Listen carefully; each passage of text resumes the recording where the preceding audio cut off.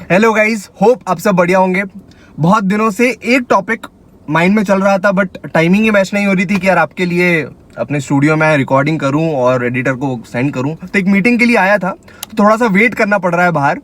तो I thought कि चलो let's record this anyway, because help तो करेगा ही अगर आप ध्यान से इसको सुने और सारी बातें टिप्स अपने पेपर पेन में लिख लें और इस पर इंप्लीमेंट भी करें।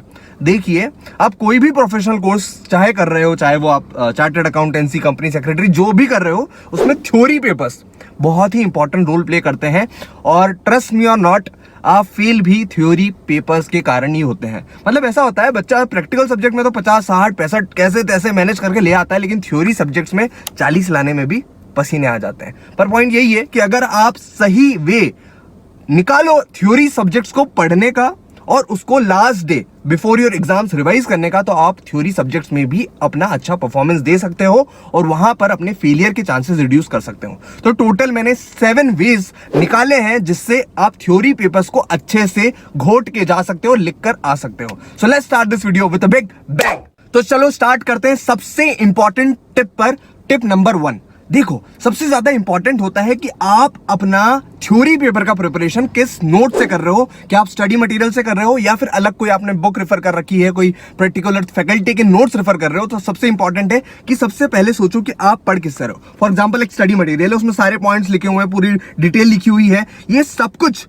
अब आपके बैक ऑफ द माइंड ये चलना चाहिए कि मैं लास्ट दिन, मतलब एग्जाम के एक दिन पहले पढ़ने कैसे वाला हूं। क्या मैं ये पूरा पेज जो मैं अभी पढ़ रहा हूं इन क्लास या फिर मैं रिवीजन के टाइम पढ़ रहा हूं, क्या मैं लास्ट दिन भी ये पूरा पेज पढ़ने वाला हूं, यस या नो। अगर आपका आंसर यस है कि हाँ यार मैं पूरा पेपर, ये जो पेज है आराम से पढ़ लूंगा, यस है अगर आंसर, तो उसको घोट लो, कॉन्सेप्चुअल वहीं रिवाइज कर लो और याद कर लो, अच्छे से याद करके रख लो। लेकिन आपके दिमाग में आए कि यार ये पूरा पेज जो है, सारा मैटर जो इस पे लिख रखा है, मैं आखिरी दिन पढ़ के नहीं जा सकता भाई, तो वहीं आपकी घंटी बज जानी चाहिए कि मुझे 2 चीज में इसको डिवाइड कर ले कि या तो मैं इसके पर्टिकुलर किसी के नोट्स रेफर कर लूं, अगर आपके पास टाइम कम है किसी फैकल्टी के नोट्स ले लूं, रिवीजन चार्ट्स ले लूं और उसको अच्छे से याद कर लूं और कॉन्सेप्चुअल रिवाइज कर लूं, या फिर अगर मेरे पास थोड़ा बहुत टाइम है, मेरी अपनी क्लासेस आराम से चल रही है, तो मैं इसके अपने खुद के नोट्स बना लूं। एंड ट्रस्ट मी या नहीं, आप अगर अपने नोट्स अच्छे से बना लोगे तो लास्ट दिन आपके लिए पूरा कोर्स रिवाइज करना और उसको एग्जाम में प्रेजेंट करके आना बहुत ही सिंपल हो जाएगा।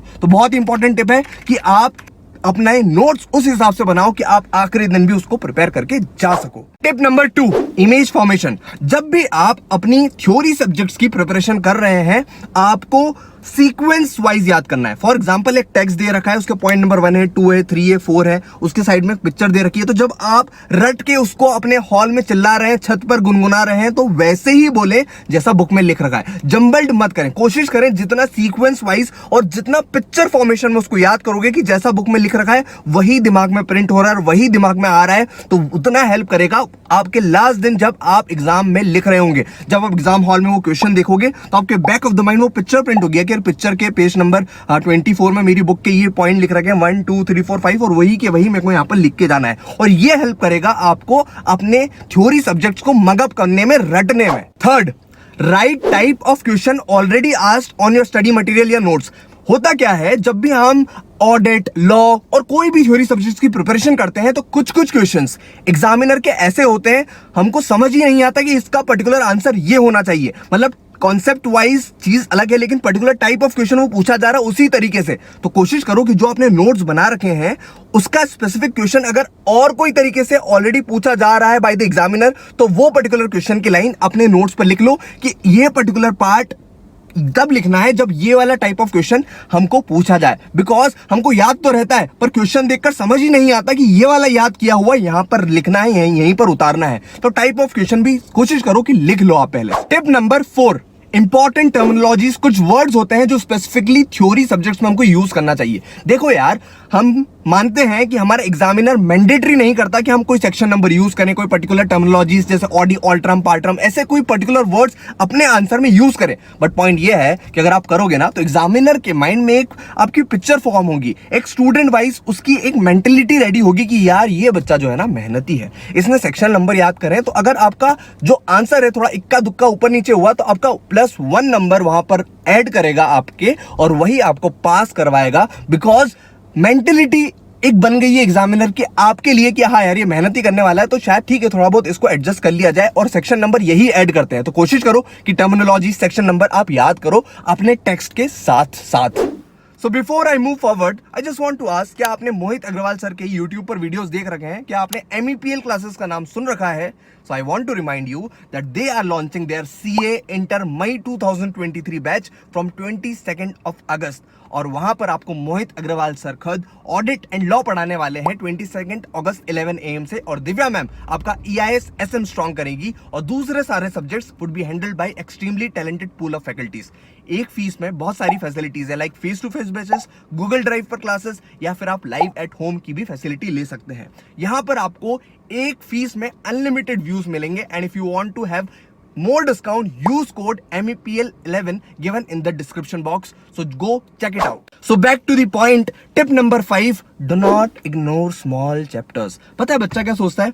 अरे यार ये 30 नंबर का ये 3 चैप्टर है, 30-40 नंबर के ये 3-4 चैप्टर हैं, तो टोटल मिला के 70-80 नंबर ये हो गए, ये 20-25 नंबर के तुच्छे चैप्टर्स करेंगे क्या? मतलब आपकी नजर में जो 20 नंबर के बचे हुए छोटे मोटे चैप्टर्स है ना, आप उसको इग्नोर कर देते हो। आप सोचते हो क्या 70-80 नंबर का मैंने इंपॉर्टेंट पार्ट तो कवर कर लिया, अभी 20 नंबर क्या करेंगे? लेकिन होता यह है कि वो छोटे छोटे चैप्टर्स हैं, उनके डायरेक्ट क्वेश्चन आते हैं, लेकिन हम उसको इग्नोर कर देते हैं बिकॉज हम सोचते हैं कि हमने एक बड़ा पहाड़ तय कर लिया, ये छोटे मोटे कंकड़ से क्या डरना। लेकिन ये छोटे मोटे कंकड़ ना राह इजी कर देते हैं। ये डायरेक्ट क्वेश्चन आता है, डायरेक्ट आंसर लिखो, 4-5 नंबर का होता है, डायरेक्ट नंबर मिल जाते हैं। तो सोचो कि यार हमको ये छोटे छोटे चैप्टर्स इग्नोर करके नहीं जाना है, हो सकता है आप उसको जल्दी कवर कर पाओ और डायरेक्ट क्वेश्चन आ जाए और फटाफट नंबर भी मिल जाए। कम से कम उसके जो पास्ट ईयर के क्वेश्चंस हैं स्मॉल चैप्टर्स के, वो तो मिनिमम करके कवर जाना ही है। उसके बाद एक टिप नंबर 6 है कि हमको केवल अपना दिमाग इसमें नहीं लगाना कि बस मैं सारे MCQ उस पर्टिकुलर सब्जेक्ट के करके जाऊंगा। देखो आपकी डिफरेंट प्रोफेशनल एग्जाम्स में MCQ का भी बहुत इंपॉर्टेंट रोल होता है, लेकिन एक बात और ध्यान रखो, अगर आपने थ्योरी पेपर्स को कॉन्सेप्चुअली पढ़ा है ना, तो MCQ से ज्यादा घबराना नहीं है। आपका दिमाग बस इस पे नहीं चलना चाहिए कि मुझे MCQ करना है, ज्यादा से ज्यादा MCQ प्रैक्टिस करके जाना है। अगर आपने कॉन्सेप्चुअली याद कर लिए चीजें, तो बस आप टाइप ऑफ MCQ, किस टाइप के MCQ पूछे जा रहे हैं उसको कवर करो, बिकॉज हम समझते हैं कि बस MCQ करते जाए तो हमारी प्रिपरेशन होती जाएगी। ऐसा नहीं है दोस्त, आपको कॉन्सेप्चुअली चीजें पढ़नी पड़ेगी, MCQ अपने आप बनेंगे। ज्यादा दिमाग MCQ ज्यादा प्रैक्टिस करने पर नहीं चलाना है। Tip number 7 and a very important tip, कि कुछ क्वेश्चंस ऐसे आते हैं जिनको लास्ट दिन देख कर जाना बहुत ही इंपॉर्टेंट होता है, उसको इग्नोर नहीं कर सकते। आपने पूरा रट लिया, पूरा आखिरी दिन कॉन्सेप्चुअली चीजें पॉइंट वाइज याद कर ली, लेकिन कुछ क्वेश्चंस को आपको कंक्लूजन पार्ट तो पढ़ के जाना ही है, जो पुराने पास्ट एग्जाम में पूछे गए उसको इग्नोर नहीं करना है, बिकॉज हो सकता है कि वो डायरेक्ट क्वेश्चन आपके पेपर में उठ के आ जाए, लेकिन आपसे वो करते नहीं बने। तो कुछ क्वेश्चन ऑलरेडी जो पूछे गए, जो कि टिपिकल है, जिसका आंसर आप सोचोगे लेकिन याद नहीं आएगा, लेकिन बस ये याद आएगा कि मैंने पढ़ रखा था लेकिन अभी याद नहीं आ रहा है, तो उसको लास्ट दिन भी कंक्लूजन पार्ट तो देख के जाना ही है। So for more such videos subscribe to the channel and let me know कि आपको और किस टॉपिक पर वीडियोस चाहिए, तो मैं कोशिश करूंगा कि फटाफट वाली वीडियोस दूं आपको। एंड अगर आपको और भी लॉ और ऑडिट के बारे में जानकारी चाहिए और वो वीडियोस और रिविजन्स आपको देखना है, तो subscribe to Mohit Agarwal sir channel as well, link सब डिस्क्रिप्शन में दे दिए हैं। And I will see you in the next video. Till then keep growing, keep learning.